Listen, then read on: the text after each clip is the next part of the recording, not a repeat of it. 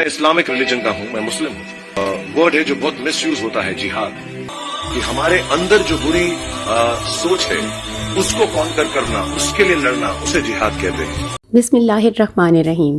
دین speeches کے معزز ناظرین، السلام علیکم. ناظرین، ہندوستانی اداکاروں میں جتنے بھی مسلمان ہیں انہوں نے کبھی کھل کر یہ ظاہر نہیں کیا کہ وہ مسلمان ہیں، لیکن جیسا کہ اس ویڈیو میں آپ نے ملاحظہ کیا کہ شاہ رخ خان فخر سے کہتا ہے کہ میں ایک مسلمان ہوں، اور ساتھ میں جہاد کے متعلق غلط فہمی بھی دور کی، کیونکہ اصل جہاد کے معنی شاہ رخ خان نے بتا دیے کہ اپنے اندر برائی کو ختم کرنا جہاد ہے. اب دیکھتے ہیں کہ شاہ رخ خان کا جو جہاد کا مطلب سمجھایا ہے وہ اصل میں درست ہے بھی یا نہیں. اس کو ثابت کروانے کے لیے ہم آپ سے ڈاکٹر ذاکر نائک کی ایک ویڈیو شیئر کریں گے جو جہاد کے متعلق ہے. ڈاکٹر ذاکر نائک نے یہی کہا کہ نہ صرف غیر مسلموں کو بلکہ مسلمانوں کو غلط فہمی ہے کہ جہاد کا مطلب شاید یہ ہے کہ اگر کوئی مسلمان کوئی بھی لڑائی لڑ لے، چاہے وہ مفاد کے لیے ہو یا پھر کوئی بدلہ لینے کے لیے، تو وہ جہاد کہلاتا ہے. لیکن ایسا بالکل بھی نہیں ہے. یہ ایک عربی زبان کا لفظ ہے جس کا مطلب یہ بنتا ہے کہ جد و جہد کرنا. اب جد و جہد آپ نفس کے ساتھ کریں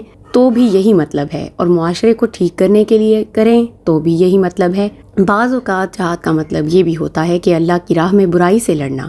There is a misconception not only amongst the non-Muslims but even among the Muslims. Jihad does not mean any war fought by any Muslim.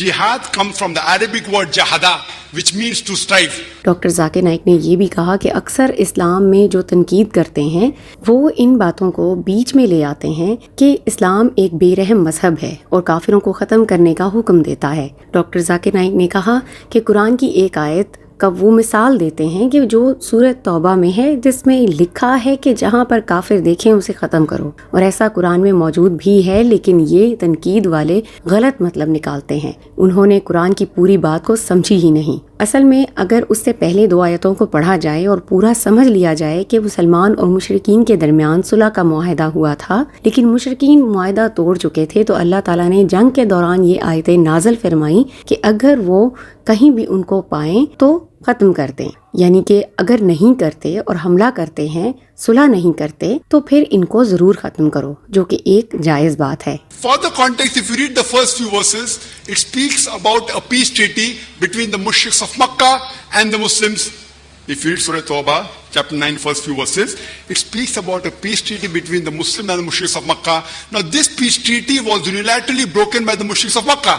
By the time Allah subhanahu wa ta'ala reaches verse number 5, He gives them an ultimatum. Doctor Zakir Naik کہتے ہیں کہ تنقید کرنے والے نے 5ویں number کی آیت کو تو پڑھ لیا، مگر 6 نمبر آیت کو چھوڑ دیا، ڈائریکٹ 7 پر پہنچ گئے، کیونکہ 6 نمبر آیت میں یہ لکھا گیا تھا کہ اگر کوئی دشمن اس جنگ کے دوران پناہ لیتا ہے تو اس کی حفاظت کرو. آج اگر دیکھا جائے تو بہت کم سپہ سالار ایسے ہوں گے جو قیدیوں کو معاف کریں گے، لیکن اللہ تعالیٰ نے ان کی حفاظت کا حکم بھی دیا ہے. قرآن جتنی بار جنگ کا ذکر کرتا ہے، ساتھ میں یہ بھی ذکر کرتا ہے کہ اگر وہ امن چاہتے ہیں تو پھر امن سے رہیں. ساتھ میں ڈاکٹر ذاکر نائک اسلام کی رحم کی بات کرتے ہیں کہ قرآن میں یہ بھی فرمایا گیا ہے کہ اگر کوئی ایک معصوم شخص کا قتل کرتا ہے تو اس طرح ہے کہ اس نے تمام انسانیت کو ختم کر دیا، لیکن اگر کوئی شخص کسی کی جان بچاتا ہے تو پھر اسی طرح ہے کہ اس نے پوری انسانیت بچائی. یہاں پر کسی مسلمان کی بات نہیں ہو رہی بلکہ انسان کی بات ہو رہی ہے، اور انسان کوئی بھی ہو سکتا ہے، چاہے وہ کافر ہی کیوں نہ ہو. The most merciful army general maximum will tell his soldiers that let the enemy go. Here Allah says don't just let them go, escort them to a place of security. This is the basic rule of Islam, that if anyone kills any human being, it is as though he has killed the whole of humanity.